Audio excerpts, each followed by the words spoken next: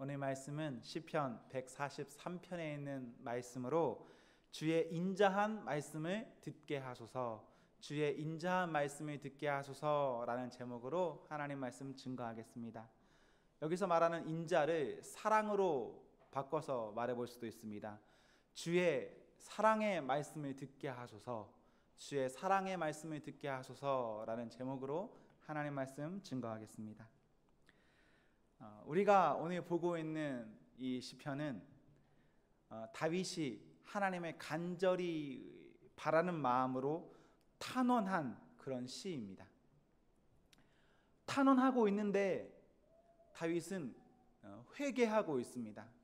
자신의 고통 가운데 그 고통의 문제를 되돌아보고 있고 하나님께 은혜를, 긍휼을 간구하고 있는 시편이 오늘의 말씀입니다. 다윗이 어떤 상황에서 이 시편을 지었는지 모르겠습니다. 그러나 3절에 보시면 이때에 다윗을 위협하는 어떠한 존재가 있었습니다. 그 위협이 단회적으로 맞춰지는 것이 아니라 지속적인 그 어려움, 위험, 그 괴로움을 주는 일을 겪고 있었습니다. 그 괴로움의 시기에 2절에 보시면 마치 그 고통받는 사람에게는 심판을 연상시킬 만한 그러한 것이기도 했습니다. 또한 그 고통 가운데 다윗은 자기 자신을 돌아보았습니다. 혹시나 이 문제들이 어디서 기원한 것일까?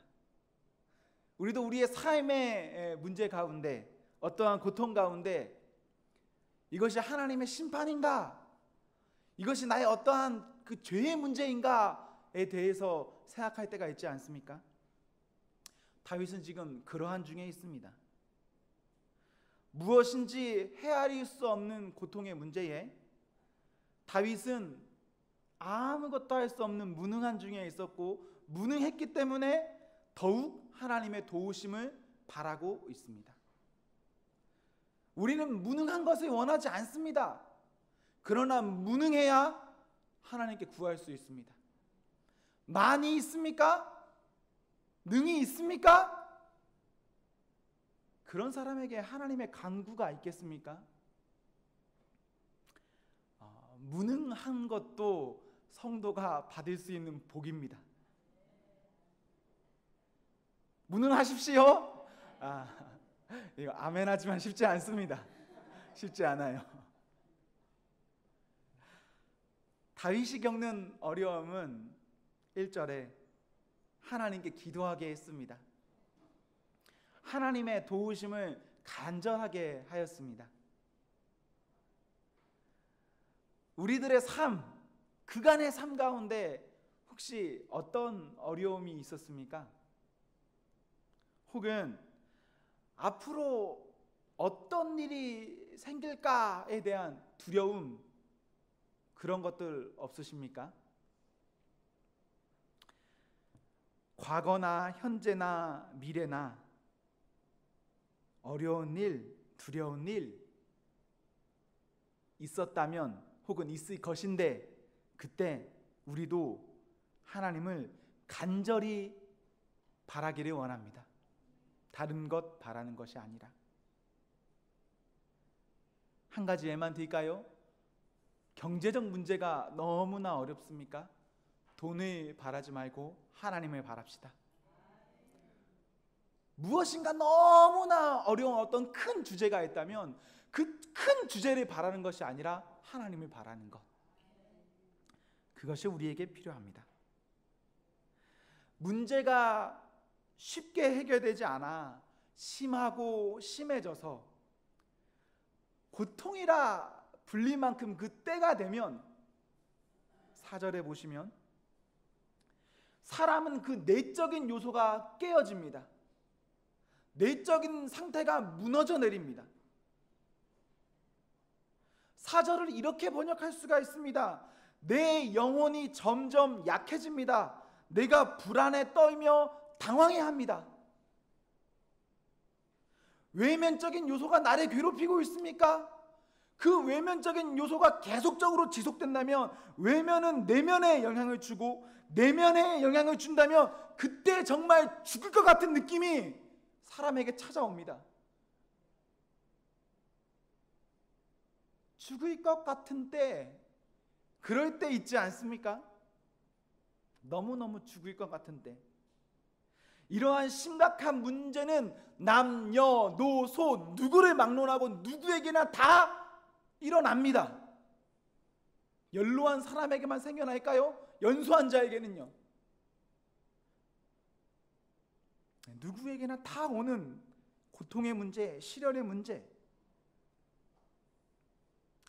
4절의 심령은 영혼으로 해석할 수 있는데 우리는 이렇게 영혼이 상할 때 바닥에 놓이게 됩니다. 사람의 외면이 아니라 내면이 바닥에 놓이게 된다면 그것만큼 위험한 일은 없습니다. 외면이 아무리 힘들어도 내면이 건강하면 쓰러져도 계속해서 일어날 수 있어요. 쓰러져도 우리 입장에선 기도할 수 있습니다. 외면이 아무리 번지르르 해도요, 내면이 무너져 내리면 우리는 설 힘이 없어요. 우리가 내면의 문제로 바닥에 놓이게 되었을 때 그때 하나님을 찾고 자신을 돌아보는 것, 이게 정말 좋은 상태일 것인데 말은 쉽지만 쉽지 않습니다. 본문의 다윗은 그리 살고 있지만 나의 현실의 문제를 그것에 대입해 본다면 그리 살기 어렵습니다. 문제의 하나님과 나를 돌아보는 그런 가능성보다 많은 순간 우리는 문제를 많이 주시하거든요. 문제를 주시해요. 만약 우리가 지금 너무나 큰 고통 가운데 있다면, 어려움 가운데 있다면, 우리의 심령이, 우리의 영혼이 정말 바닥에 내려앉는 그런 것 같을 때에 있다면, 성도님들 현실적으로 지금 무엇 하시겠습니까? 여러분이 지금 너무나 어려운데 현실적으로 그 어려움, 그때 무엇 하시겠습니까? 노래를 부르시겠습니까? 쇼핑하시겠습니까? 술을 한 잔 마시겠습니까? 재미난 드라마를 틀어서 보시겠습니까? 무엇으로 내 마음으로부터 오는 그 공포, 무서움, 떨림, 이것들을 이겨내시겠습니까? 많은 사람들은 고통의 문제에 노래 부릅니다. 많은 사람들은 고통의 문제에 쇼핑하러 갑니다. 많은 사람들 두렵고 떨리는 문제에 어떻게 합니까? 술을 만나고 친구를 만나고 TV를 보고 미디어를 열광합니다. 5절에서 6절에 보시면 우리의 신앙의 선배 그 다윗은 고통의 때에 과거를 회상하고 있습니다. 지금까지 하나님께서 어떻게 하셨는가? 지금의 나의 문제가 너무나 큰데 이 너무나 큰 문제, 그래 내가 지금 죽겠고 지금 내가 이해할 수 없어. 그런데 과거에 하나님께서 어떻게 하셨는가? 그것을 생각합니다. 지금의 큰 문제 있다면 우리는 그 큰 문제 때문에 사실 다른 거 바라보기 너무 어렵습니다.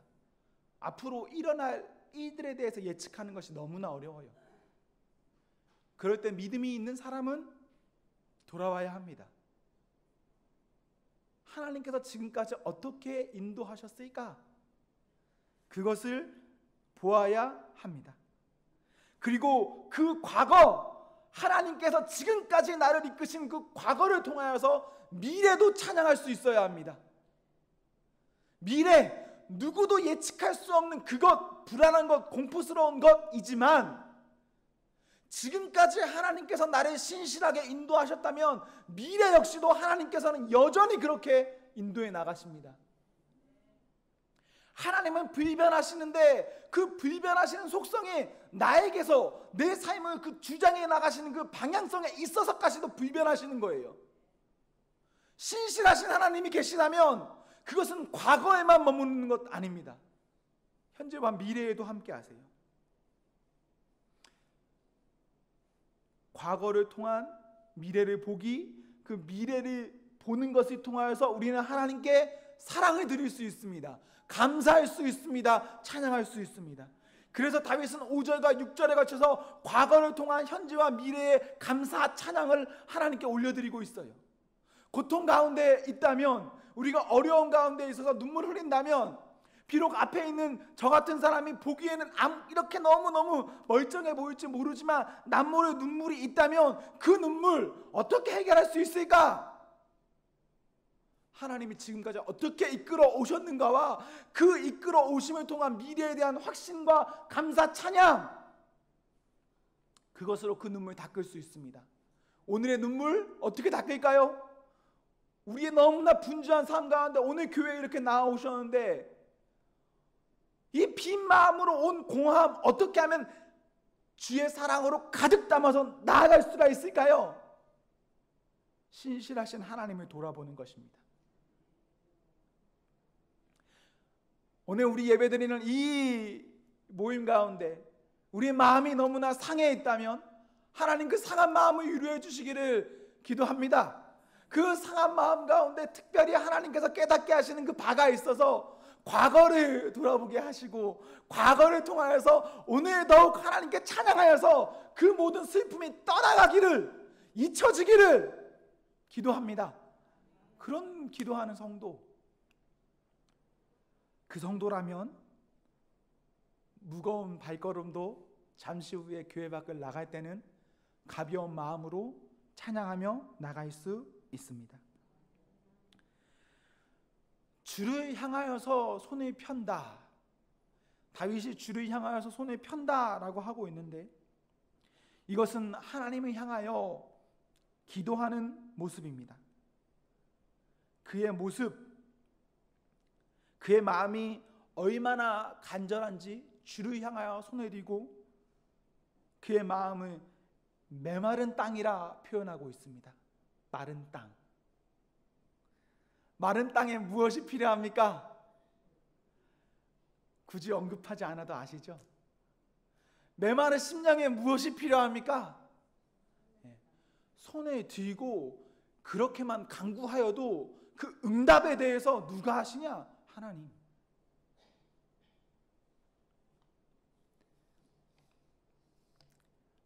이런 것들이 쉽지가 않습니다. 고통에 처한 사람에게 그 고통의 문제 하나님이면 된다 말하는 것은 쉽지만 당하는 사람에게 이것을 정말 진심으로 와닿게 하는 것 쉬운 문제가 아닙니다. 그렇지만 기도하기는 다른 그 무엇보다 하나님을 바라봄이 우리의 자세가 되기를 원합니다. 내가 이해가 되든 되지 않든 적어도 내 자세는 하나님을 바라봅니다. 하나님을 향하여 두 손을 들겠다. 그런 다짐하는 성도가 되어야 합니다. 지금 고통 중에 있지 않더라도 지금부터 그런 다짐이 필요합니다. 혹시나 우리 마음 가운데 7절과 같은 두려움이 있습니까? 7절과 같은 두려움. 내가 죽어서 무덤에 묻힌 사람처럼 될까? 하나님께서 나를 보시지 않으면 어쩌지? 혹시 이런 두려움이 없으십니까? 한두 번 기도하는 것 아니라요, 수십 번, 수년째 반복해서 하는 기도 앞에 이런 마음이 들 때가 있습니다. 내가 정말 죽어버리는 것 같기도 하고 하나님께서 나를 전혀 보시지 않는 것 같은 그런 마음이 들 때도 있습니다. 그렇게 고통과 두려움이 우리를 짓누르고 있다면 8절에 다윗은 그 두려움의 때에 특정한 시간을 하나님께 드리고 있습니다. 아무 때나 아무렇게나 정도가 아니라 본인의 삶의 어떠한 때를 명확히 들여서 구체화시킵니다. 그러한 시간의 구분하여 드리는 것. 다윗이 왜 시간을 구분하여 드립니까? 왜 아침이라는 시간에 말했죠? 그럼 우리들의 입장에서는 어떤 시간을 구분하여 드릴 수 있을까요? 다윗이 아침을 구분한 이유는 주의 인자한 말씀을 듣기 위해서입니다. 내 생각에서는 부정적일 수 있어요. 내 주변 사람들 부정적일 수 있습니다. 누가 봐도 나를 볼 때 다 부정적이라 할 수 있습니다. 그 두려움 가운데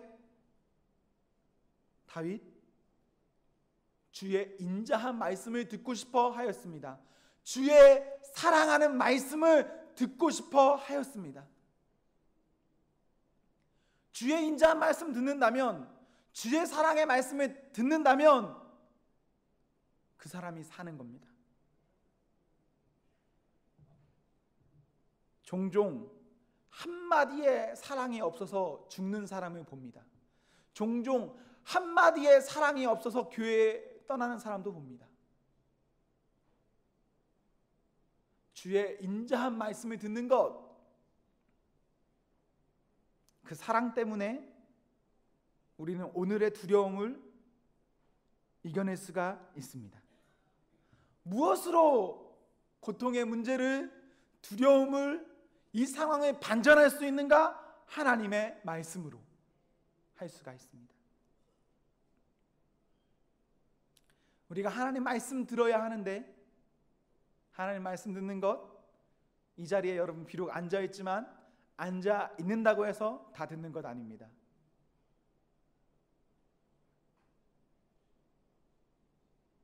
우리는 제한적으로 듣습니다. 그래서 더욱더 우리는 매달려야 합니다. 더욱더 시간을 구분할 수 있어야 합니다. 성령님의 도우심으로 깨우쳐 주셔야 우리는 들을 수가 있습니다. 현재 성도 여러분, 말씀이 들리지 않습니까? 오늘뿐만 아니라 최근 내내 여러 예배에 오가고 있지만 말씀이 들리지 않고 있습니까? 이거 얼마나 안타까운 일입니까? 기도하셔야 합니다. 꼭 예배 시간이 있어서 기도하는 것이 아니라 예배 시간이 아니든 맞든 집이든 교회든 어디든 말씀 들리지 않는 그 문제를 놓고 기도하셔야 합니다. 교회에 다니고 있는데 말씀이 들리지 않는다. 이거 뭔가 큰 문제가 있는 겁니다. 그리고 오늘날 그런 성도가 교회 안에는 많이 있습니다.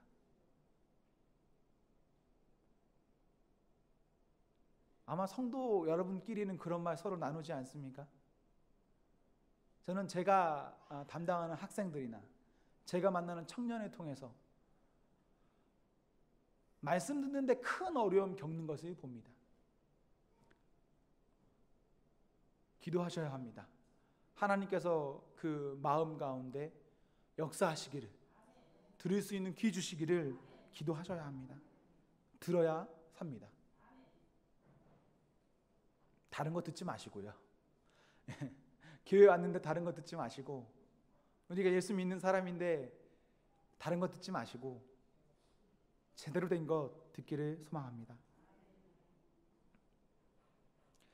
오늘 말씀인 이 143편의 구절들을 1절부터 정렬순으로 보는 것도 좋지만 이 말씀을 역순으로 보시는 것도 좋습니다.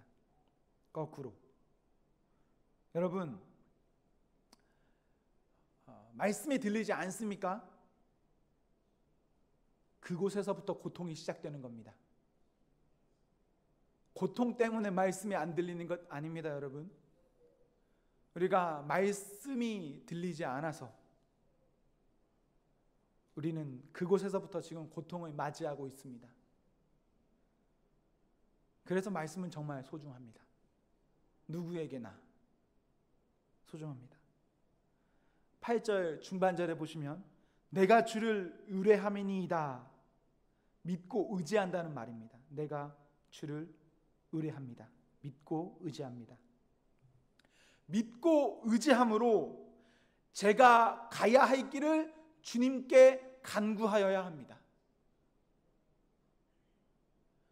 의심스러운 말을 통해서 어떻게 간구할 수 있겠습니까? 한번 말해봐 정도의 수준으로 우리가 도대체 무엇을 간구하고 들은 것을 따라 살 수가 있겠습니까?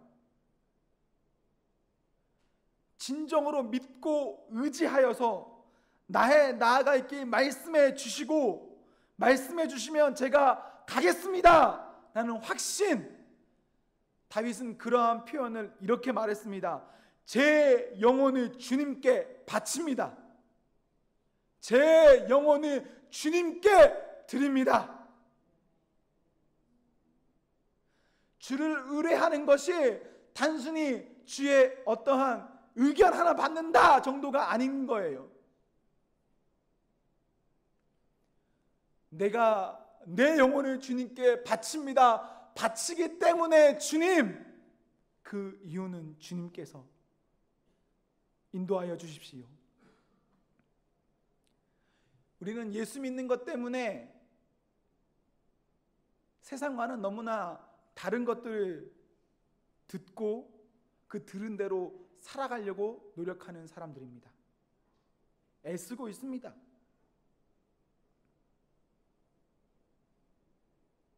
정말 저희를 주님께 드려야 살 수가 있습니다. 부분적으로 사는 게 중요한 것 아닙니다. 10개의 말씀이 있다면 그 가운데 5개 지키겠다. 어쩌면 그거 사람의 노력으로도 할 수 있어요. 온전한 말씀 가운데 비록 우리가 실수하더라도 그 실수 가운데서도 한 걸음 한 걸음 한 걸음 나아가는 것, 주님께 내 영혼을 드려야 합니다. 우리가 정말 주님께 나를 드린 바 된다면, 맡긴 바 된다면 이 고통의 문제는 더 이상 고통의 문제가 아니라 과정의 문제가 됩니다. 고통의 문제와 과정의 문제는 다릅니다. 아무리 어려운 일도 이것을 하나의 과정으로 보시면 하나님께 찬양할 수가 있습니다. 오늘 청년들이 함께 금요 기도회를 드리고 있는데, 우리 어른들이 살아왔던 시대보다 청년들이 지금 살고 있는 이 시대가 더 어렵다는 말이 들려요. 물론 과거 시대 너무 어려웠습니다.